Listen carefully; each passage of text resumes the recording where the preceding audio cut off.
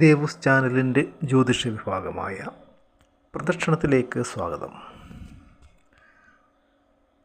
പ്രദക്ഷിണത്തിൽ ഇന്ന് 2025 അനിഴം നാളിൻ്റെ ഗുണദോഷ ഫലങ്ങളാണ് വിവരിക്കുന്നത്. ചാനൽ ആദ്യമായി കാണുന്നവർ ദയവായി സബ്സ്ക്രൈബ് ചെയ്യുക. ഇനി വീഡിയോയിലേക്ക് കടക്കാം. വൃശ്ചികം രാശിയിലായി കാണപ്പെടുന്ന ദേവഗണത്തിൽപ്പെടുന്ന അനിഴം നക്ഷത്രത്തിൽ ജനിക്കുന്ന വ്യക്തികൾ ജീവിതത്തിൽ പല പ്രതിസന്ധികളെയും തരണം ചെയ്ത് മുന്നോട്ട് പോകുന്നവരാണ്.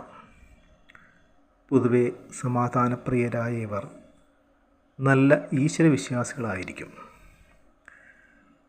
നല്ല ജീവിത പങ്കാളിയും സൽസന്താനങ്ങളും ഇവർക്കുണ്ടായിരിക്കും. ദൃഢനിശ്ചയവും അധികാരഗർവവും പുലർത്തുന്ന ഇവർ സത്യസന്ധതയ്ക്ക് മുൻതൂക്കം നൽകുന്നവരായിരിക്കില്ല. വിദേശവാസം ഇവരിൽ കൂടുതലായി കാണപ്പെടുന്നു. അനിഴം നക്ഷത്രക്കാരായ സ്ത്രീകൾ ആഡംബരപ്രിയങ്ങളായിരിക്കും. നല്ല സ്വഭാവശുദ്ധിയും കുലമഹിമയുമുള്ള ഇവർ ഭർത്താവിലും ഗുരുക്കന്മാരിലും ഭക്തിയുള്ളവരുമായിരിക്കും. അന്തസ്സും അഭിമാനവുമുള്ള ഇവർ സഞ്ചാരശീലരും വിദേശവാസം ഇഷ്ടപ്പെടുന്നവരും ഏത് പ്രശ്നങ്ങളിലും പെട്ടെന്ന് പരിഹാരം കണ്ടെത്താൻ കഴിയുന്നവരുമാണ്.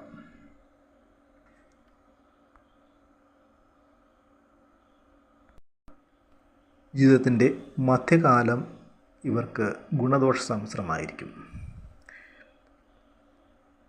ഏകദേശം 45 വയസ്സിന് ശേഷമാണ് അനിഴം നാളുകാരുടെ ജീവിതത്തിൽ ഉയർച്ച ഉണ്ടാകുന്നത്. ഇനി 2025 ഇവരുടെ പൊതുഫലങ്ങൾ നോക്കാം. 2025 ഗുണദോഷ സമ്മിശ്ര ഫലങ്ങളിലൂടെയായിരിക്കും അനിഴം നാളുകാർ കടന്നു പോകുന്നത്. വർഷത്തിൻ്റെ മധ്യം വരെ കണ്ടകശനി കാലമായതിനാൽ അരിഷ്ടതകളും കഷ്ടപ്പാടുകളുമായിരിക്കും ഇവർക്ക് വർഷാരംഭത്തിലുണ്ടാകുന്നത്. വർഷാരംഭത്തിൽ വ്യാഴം ഇവരുടെ 7ാം ഭാവത്തിലാണ് സഞ്ചരിക്കുന്നത്. കുടുംബത്തിലെ ഉത്തരവാദിത്തം വർദ്ധിച്ചു വരും. സുഹൃത്തുക്കളുടെ സഹായത്താൽ പല കാര്യങ്ങളും നേടിയെടുക്കുന്നതിന് സാധിക്കും. രാഷ്ട്രീയക്കാർക്ക് അത്ര നല്ല സമയമല്ല. അനാവശ്യമായ ആരോപണങ്ങൾക്ക് പലതും വിധേയരാകും. തൊഴിൽ സംബന്ധമായ ഉത്തരവാദിത്തങ്ങൾ ഏറി വരുന്നതിനാൽ സമ്മർദ്ദമേറിയിരിക്കും. തൊഴിൽ രംഗത്ത് പലവിധത്തിലുമുള്ള വെല്ലുവിളികളും ഏറ്റെടുക്കേണ്ടതായി വരും. മറ്റുള്ളവരുടെ കാര്യങ്ങളിലൊക്കെ അനാവശ്യമായി ഇടപെടുന്നതിലൂടെ പല നഷ്ടങ്ങളും വന്നു ചേരാം. സാമ്പത്തിക ബാധ്യത കാരണം സംരംഭങ്ങളുടെയൊക്കെ പ്രവർത്തനം മുന്നോട്ട് കൊണ്ടുപോകാൻ സാധിക്കാതെ വരും. കലാകാരന്മാർക്ക് ഈ വർഷം സാമ്പത്തികമായ നേട്ടങ്ങൾ വർദ്ധിക്കുന്നതാണ്. പഠിച്ച വിഷയത്തിൽ തന്നെ ജോലി ലഭിക്കുന്നതാണ്. അതുപോലെ തന്നെ ഈ വർഷം ഉറ്റ ബന്ധുക്കളുടെയൊക്കെ വിയോഗമുണ്ടായേക്കാം. തൊഴിലന്വേഷകർക്ക് അവർ ആഗ്രഹിക്കുന്ന ജോലിയിൽ പ്രവേശിക്കുന്നതിന് സാധിക്കും. കൂട്ടു ബിസിനസ്സിൽ നിന്നും മറ്റും ലാഭം പ്രതീക്ഷിക്കാം. വിദേശത്തേക്ക് പോകാൻ ആഗ്രഹിക്കുന്നവർക്ക് അത് സാധ്യമാകും. വർഷത്തിൻ്റെ മധ്യത്തിന് ശേഷം മാനസികമായ വൈഷമ്യങ്ങളും ക്ലേശങ്ങളും കുറഞ്ഞു വരുന്നതായി അനുഭവപ്പെടും. വിദ്യാർത്ഥികൾക്ക് പഠനകാര്യങ്ങളിൽ അലസത വർദ്ധിക്കും. കുടുംബസുഖം താരതമ്യേന കുറയുന്നതാണ്. കൃഷിയിൽ നിന്നുമുള്ള ആദായം വർദ്ധിക്കും. വർഷത്തിൻ്റെ മധ്യത്തിന് ശേഷം സർവേശ്വരനായ വ്യാഴഗ്രഹം അനിഴം നാളുകാർക്ക് 8ാം ഭാവത്തിലേക്കാണ് വരുന്നത്. അതുകൊണ്ട് തന്നെ ബുദ്ധിമുട്ടുകളും പ്രയാസങ്ങളുമൊക്കെ വർദ്ധിച്ചു വരുന്നതാണ്. സാമ്പത്തിക ഇടപാടുകൾ വേണ്ടത്ര മുൻകരുതലും ശ്രദ്ധയും വേണ്ടി വരുന്ന സമയമാണിത്. രേഖാമൂലമല്ലാത്ത ഇടപാടുകളിലൂടെ സാമ്പത്തികമായ നഷ്ടങ്ങൾ വന്നു ചേരാം.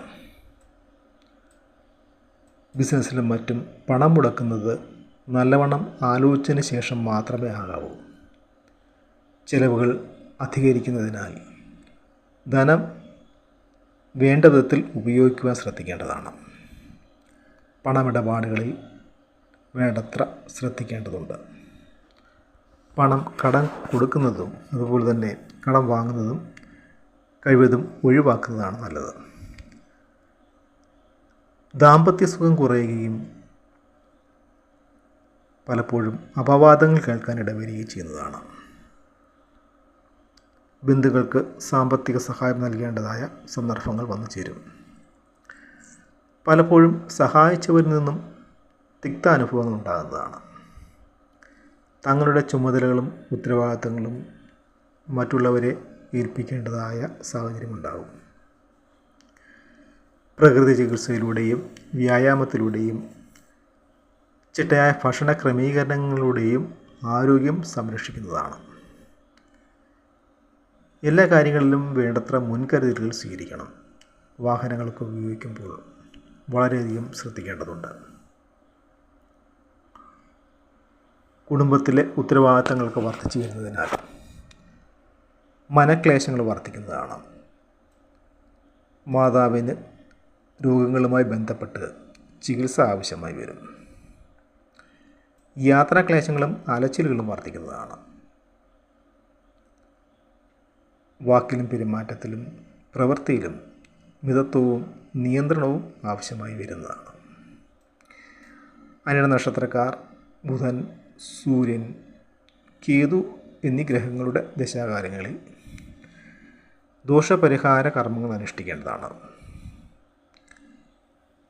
ഇവർ ശനിയാഴ്ചയും അനിഴ നക്ഷത്രവും ചേർന്ന ദിവസങ്ങളിൽ ശനീശ്വര പൂജ നടത്തുകയും കൂടാതെ അനുജന്മ നക്ഷത്രങ്ങളായ പൂയം, ഉത്രട്ടാതി നക്ഷത്ര ദിവസങ്ങളിൽ ക്ഷേത്രങ്ങൾ തൊഴുത് പ്രാർത്ഥിക്കുകയും ചെയ്യുക. അതുകൂടാതെ രാശാധിപനായ ചൊവ്വയെ പ്രീതിപ്പെടുത്താൻ ആവശ്യമായ കർമ്മങ്ങൾ അനുഷ്ഠിക്കേണ്ടതുണ്ട്. ചൊവ്വ ഓജരാശിയിലാണ് നിൽക്കുന്നതെങ്കിൽ സുബ്രഹ്മണ്യനെ പ്രീതിപ്പെടുത്തുകയും യുഗ്മരാശിയിലാണ് നിൽക്കുന്നതെങ്കിൽ ഭദ്രകാളിയെ പൂജിക്കേണ്ടതുമാണ്.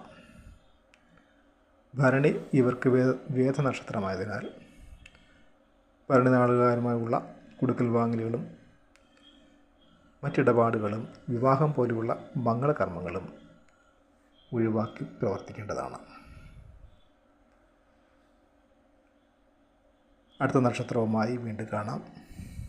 നമസ്കാരം.